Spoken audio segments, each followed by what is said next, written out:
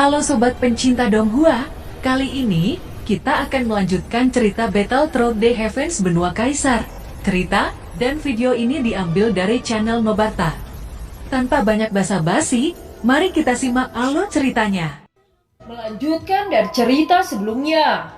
Pada saat ini Xiaoyan dan Cailin bisa menghela nafas lega setelah melepaskan kerinduan untuk waktu yang lama. Xiaoyan yang masih berada di sampingnya, dia juga menceritakan semua tentang Sun Er secara singkat. Cailin terkejut dengan apa yang dikatakan oleh Xiaoyan. Sun Er sudah menerobos ke Daudi bintang 8 dan sudah melahirkan anak perempuan yang bernama Xiao Yueli. Pada saat yang sama, Cailin memikirkan Xiao Xiao dan Xiaolin yang berada di benua Daoqi. Dia merasa sangat rindu kepada mereka berdua. Cailin menatap Xiaoyan lalu berkata, "Kita sudah terlalu lama berada di benua Daudi.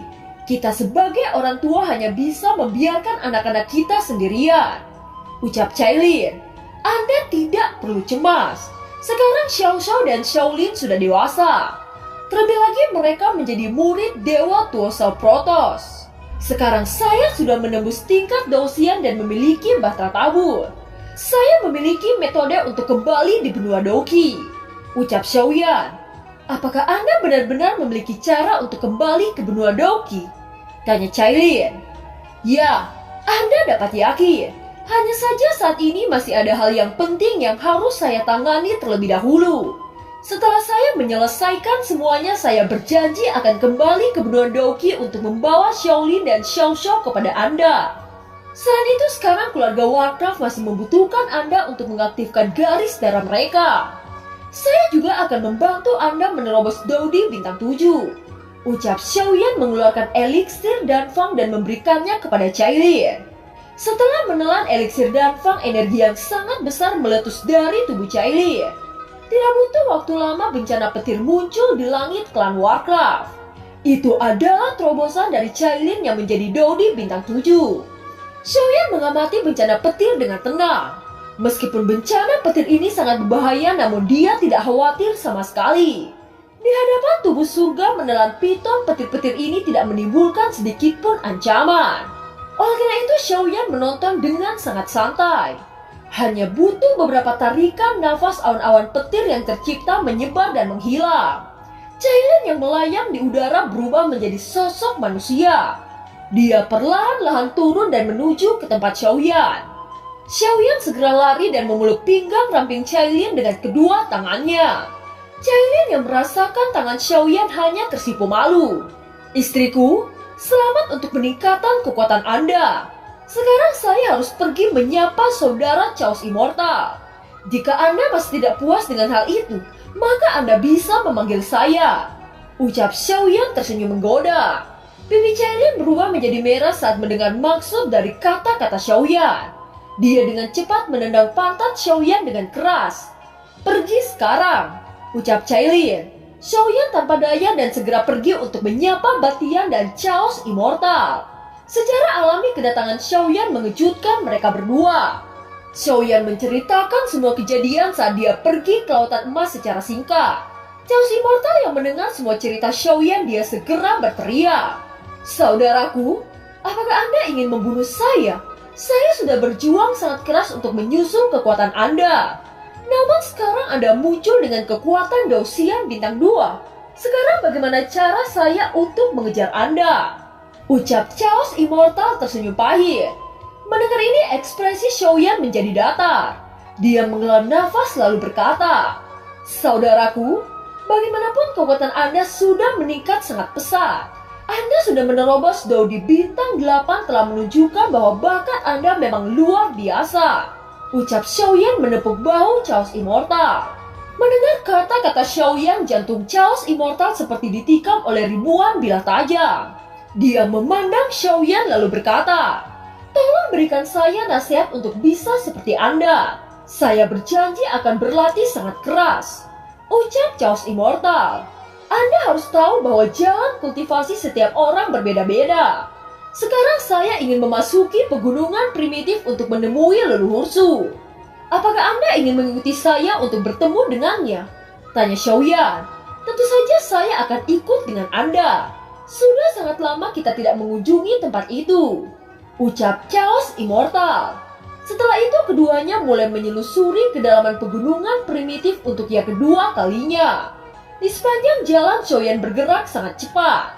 Chaos Immortal yang berada di belakang menggelengkan kepala tanpa daya. Bagaimana mungkin dia bisa mengikuti pergerakan dari seorang Daoxian? Jelas Xiaoyan ingin mempermainkan Chaos Immortal dan membuatnya terengah-engah. Sesaat kemudian mereka berdua sudah tiba di gua yang sangat besar. Mereka tidak ingin membuang-buang waktu lagi dan segera melompat ke dasar gua. Setelah berjalan untuk waktu yang lama, mereka berdua sudah tiba di tempat ikan legenda. Xiaoyan mengaktifkan susunan teleportasi dengan bantuan roh hantu mata langit bintang. Melalui metode teleportasi ini, keduanya langsung menuju ke tempat suku manusia ikan berada.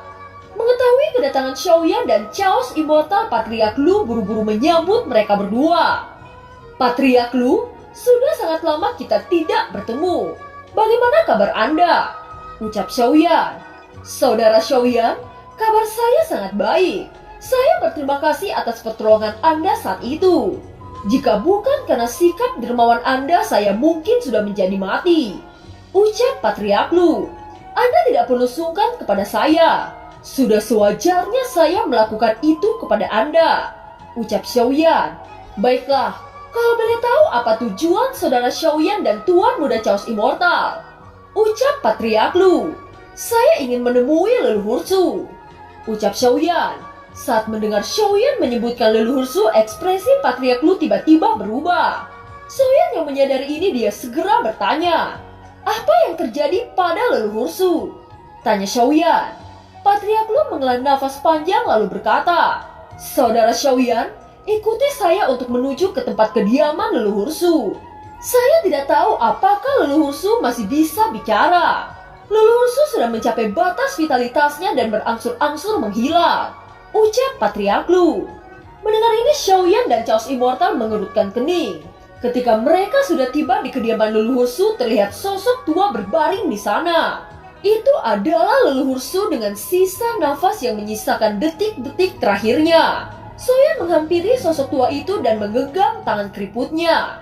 Xiaoyan mencoba yang terbaik untuk mentransfer sumber abadi dan membantu leluhur Su. Setelah sumber abadi memasuki tubuh leluhur Su, tubuh tua itu sedikit bergerak. Mata yang semula terpejam perlahan-lahan terbuka. Saat melihat Xiaoyan, bibir leluhur Su bergetar. Matanya sangat merah. Itu mengisyaratkan bahwa kehidupannya akan segera berakhir. Ambil jalan yang lebih tinggi. Anda hanya harus mengambil jalan itu. Anda adalah tuan dari para tuan seluruh alam. Ucap leluhur Su. Setelah menyelesaikan kalimat ini, tubuh leluhur Su runtuh. Dan vitalitas di dalam tubuh tua itu menghilang. Xiaoyan yang melihat ini, dia berkata, Bagaimana mungkin Anda meninggalkan saya dalam keadaan seperti ini? Saya masih memerlukan bimbingan Anda. Ucap Xiaoyan. Patriarch Lu dan Chaos Immortal berdiri di belakang Xiaoyan. Saat melihat ini, kesedihan terlihat di wajah keduanya. Meskipun Xiaoyan merupakan penguasa benua ini, tetapi dia tidak bisa mengubah siklus normal hidup dan mati. Kecuali dia berada di tingkat dewa, maka dia mampu menyentuh siklus hidup dan mati seseorang. Saat ini dia tidak berdaya dan hanya bisa menatap tubuh yang kehilangan vitalitas itu. Xiaoyan memeriksa tubuh imam besar dan tiba-tiba dia mencela dirinya sendiri. Leluhur Su hidup dengan menyerap energi roh hantu mata langit berbintang. Ketika saya menyerap roh hantu itu, maka saya sama saja mengambil hidup leluhur Su. Sebenarnya roh hantu mata langit bintang adalah kehidupan leluhur Su. Ucap Xiaoyan berlutut di hadapan mayat leluhur Su dengan mata memerah. Dia tidak menyangka leluhur Su mengorbankan segalanya untuk dirinya. Dia mempercayai Xiaoyan sepenuhnya bahwa Xiaoyan adalah penyelamat benua Daudi ini. Xiaoyan menatap mayat leluhur Su lalu berkata, Saya Xiaoyan sangat bersyukur atas bantuan yang telah Anda berikan kepada saya. Dan saya juga berjanji akan menjaga benua Daudi dengan nyawa saya. Saya juga berjanji akan menghancurkan alam Dewa Darah. Itu adalah janji saya kepada Anda. Ucap Xiaoyan dengan jejak tekad di matanya. Xiaoyan mengangkat tubuh leluhur Su dan menguburnya di batu kehamilan dewa. Dengan mengubur leluhur Su ke batu kehamilan dewa, maka tubuh leluhur Su tidak akan membusuk. Dengan begitu leluhur Su bisa menyaksikan bahwa benua Dodi ini akan bangkit di bawah kepemimpinan Xiaoyan.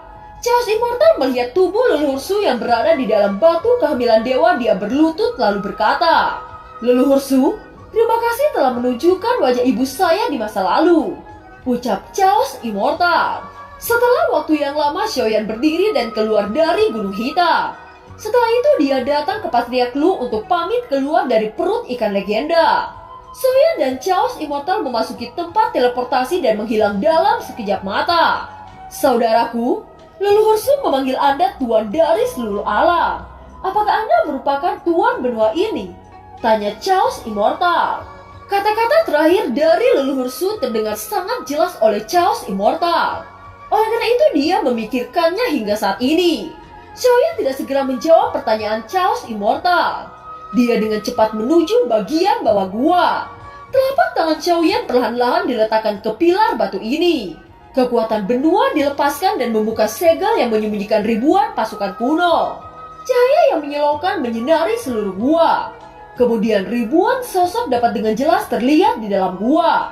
Di dalam gua ini terdapat banyak ras yang disembunyikan untuk waktu yang sangat lama. Mereka hanya menunggu kedatangan Xiaoyan untuk membangkitkan mereka. "Waktunya sudah tiba. Saatnya untuk membalas dendam," ucap Xiaoyan dengan momentum yang sangat kuat.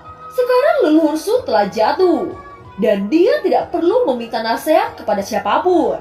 Setelah orang-orang kuat ini muncul, kekuatan benua Dodi akan mencapai tingkat yang sangat tinggi. Chaos Immortal di belakang Xiaoyan sangat terkejut.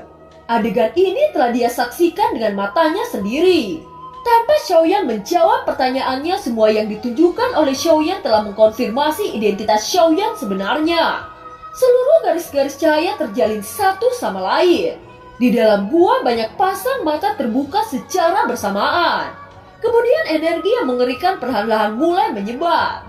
Segera suara raungan yang tak terhitung jumlahnya terdengar di sepanjang gua. Banyak pasang mata yang tertuju pada Xiaoyan. Imam besar mengatakan untuk mengambil jalan naik. "Kalian harus ikut dengan saya untuk menuju masa depan yang lebih baik," ucap Xiaoyan dengan suara bermartabat. Chaos Immortal melotot saat melihat banyak sosok yang tak terhitung jumlahnya. Setiap sosok dipenuhi dengan aura yang sangat agung. Itu membuat Chaos Immortal menghirup udara dingin. "Saya sudah menunggu untuk waktu yang lama. Akhirnya saya terbebas dari tempat ini," ucap sosok yang ada di dalam gua. Sosok itu memutar tubuhnya dan mengabaikan Xiaoyan. Tentu saja Xiaoyan sangat marah dengan sikap sosok-sosok itu. "Apakah kalian tidak mematuhi saya?" teriak Xiaoyan. Di dalam gua terlihat seorang lelaki tua dengan pakaian abu-abu membuka kelopak matanya. Dia berkata, "Anda masih terlalu lemah untuk memimpin kami melawan alam Dewa Darah. Dengan kekuatan Anda, bagaimana cara Anda membuat kami yakin?" ucap sosok berbaju abu-abu itu. Sebelum kata-katanya terselesaikan, tiba-tiba wajahnya sudah ditampar oleh kekuatan yang tak terlihat. Pria tua berpakaian abu-abu berdiri perlahan memandang Xiaoyan dari atas hingga ke bawah. Saat semua orang melihat pria tua dengan baju abu-abu, mereka tidak berani berkata, "Karena Anda membutuhkan keyakinan, jangan salahkan saya karena akan membuktikan kepada Anda dengan caraku sendiri," ucap Xiaoyan dengan ekspresi dingin. Aura yang sangat kuat meletus dari tubuh Xiaoyan. Meskipun Xiaoyan Dosian bintang 2, tetapi dalam hal kekuatan dia sebanding dengan Dosian bintang 3. Pria tua itu tidak ingin kalah. Aura membunuh yang kuat juga meletus dari tubuhnya. Tinju besar melayang ke arah Xiaoyan tanpa peringatan. Menghadapi tinju itu, Xiaoyan hanya mengangkat satu tangannya dengan tekanan yang sangat kuat. Energi yang kuat mengaduk saat kedua tangan itu bersentuhan. Debu di dalam gua dan tanah di bawah mengungkapkan banyak garis retak seperti jaring laba-laba. Bagaimana mungkin orang ini dapat bersaing dengan senior Bai? Dia sebenarnya Dosian bintang 2, tetapi mengapa dia mampu bersaing dengan Dosian bintang 3? Teriak orang-orang yang melihat pemandangan ini. Orang tua yang bernama Bai terpental sedikit dan berkata, "Anda pasti menyembunyikan kekuatan Anda. Saya tidak percaya bahwa kekuatan Anda hanya Dosian bintang 2, teriak Bai. Xiaoyan secara alami tidak segan-segan untuk menunjukkan dominasi yang sangat kuat. Kalau tidak, orang-orang bodoh ini tidak akan pernah mematuhinya. Bai yang melihat ini mengurutkan kening. Dia memandang Xiaoyan lalu berkata, "Saya hanya ingin memuji kekuatan dari tuan saya. Saya ingin melihat apakah Anda pantas menjadi tuan saya," ucap Bai. "Saya khawatir bahwa kepercayaan Anda akan lahir ketika Anda sudah akan mati," ucap Xiaoyan dengan ekspresi dingin. Setelah kata-kata Xiaoyan jatuh, kekuatan jiwa tingkat suci mengunci pergerakan Bai. Di bawah tekanan kekuatan jiwa yang agung, sosok Bai tidak bisa mengeluarkan kekuatannya. Xiaoyan menatap Bai dengan acuh tak acuh. Panas suci teratai api muncul di tangannya. Saat tali ditarik, kekuatan yang dahsyat keluar dari panas suci teratai api. Sosok Bai yang merasakan energi penghancur yang sangat kuat, matanya seketika menyusut. Pada saat ini dia bisa merasakan krisis hidup dan mati. Semua orang yang melihat ini sangat ketakutan. Mereka tidak menduga bahwa Xiaoyan mampu mengeluarkan kekuatan seperti itu. Pada saat Xiaoyan ingin melepaskan serangan panah teratai suci, tiba-tiba suara tua terdengar. "Tuan, tolong berikan belas kasihan Anda kepada Bai," ucap suara tua yang merupakan salah satu dari mereka. Sosok tua yang bernama Qiandong itu menangkupkan kedua tangannya ke arah Xiaoyan. "Tuan, sudah sewajarnya bagi kami untuk meragukan kekuatan Anda. Anda adalah satu-satunya orang yang akan membimbing kami untuk melakukan pembalasan kepada alam Dewa Dara. Sekarang Tuan sudah menunjukkan kelayakan untuk memimpin kami. Oleh karena itu Tuan tidak perlu membunuh saudara Bai.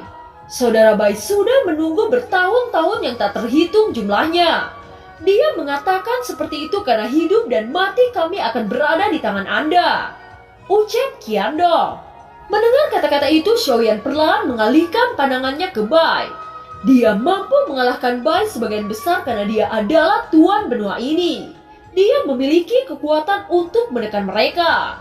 "Sekarang apakah Anda masih meragukan kekuatan saya?" ucap Xiaoyan.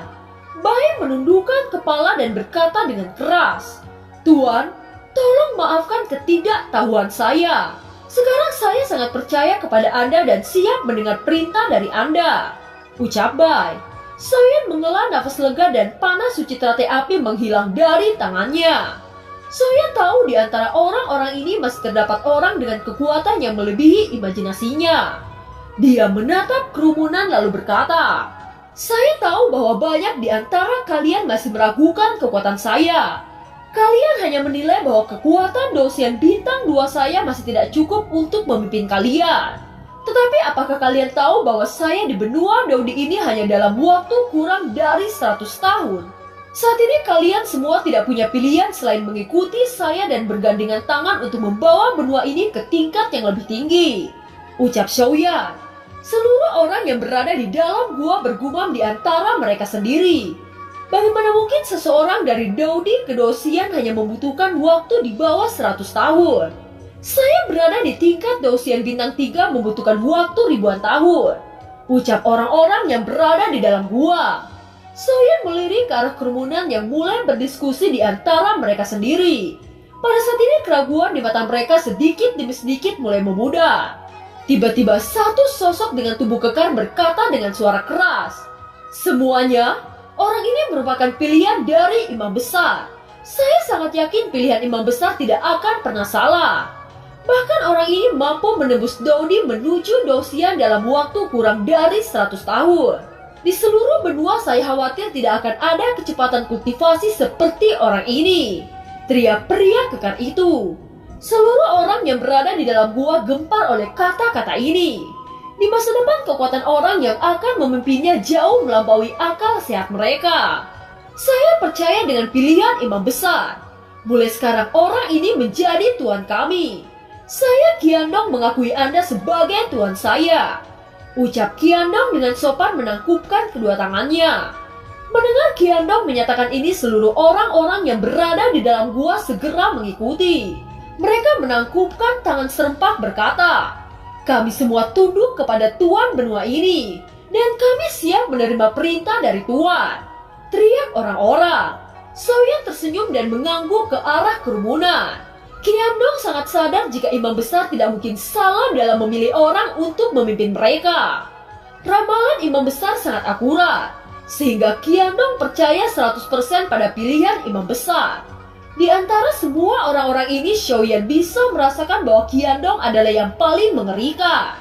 Xiaoyan menduga bahwa kekuatannya setidaknya berada di Dosian bintang 4. Xiaoyan menenangkan ketenangannya lalu berkata, "Semuanya dengarkan. Kota suci telah tidak ada lagi sekarang. Dan semenjak bencana kuno sudah tidak ada yang bisa menembus Dosian. Itu disebabkan oleh para dewa karena 3.000 jalan telah disegel untuk benua ini. Jika kita ingin menghancurkan alam Dewa Dara, maka langkah pertama adalah merusak segel itu. Dengan begitu 3.000 jalan akan memenuhi benua ini dan akan ada banyak orang yang menerobos Dosian. Sekarang kita tidak mungkin bersaing dengan alam Dewa Dara dalam hal kekuatan keseluruhan. Oleh karena itu yang kita butuhkan hanyalah waktu. Ketika banyak orang-orang kuat lahir, maka itulah saatnya menghancurkan alam Dewa Dara," ucap Xiaoyan. Seluruh orang-orang terkejut dengan apa yang dikatakan oleh Xiaoyan. 3.000 jalan disegel. Alam Dewa Dara sangat kejam. Kebencian ini suatu saat nanti kami akan melunasinya, ucap orang-orang yang berada di dalam gua. Semua orang-orang kuat yang berada di dalam gua sangat marah. Bagaimanapun benua ini merupakan tempat tinggal mereka. Ketika tempat tinggal mereka dirusak sampai keadaan seperti ini, jelas mereka akan meraung dan ingin membalas dendam. Kalian semua jangan khawatir. Cepat atau lambat kita akan mendatangi alam Dewa Dara untuk membuat perhitungan. Tetapi untuk sekarang kita harus secepatnya membuka segel yang mengekang benua ini. Saya harap semua orang membantu untuk mengatasi masalah ini, ucap Xiaoyan. Dan film pun berakhir. Terima kasih telah menyimak dari awal sampai akhir ya. Sampai jumpa.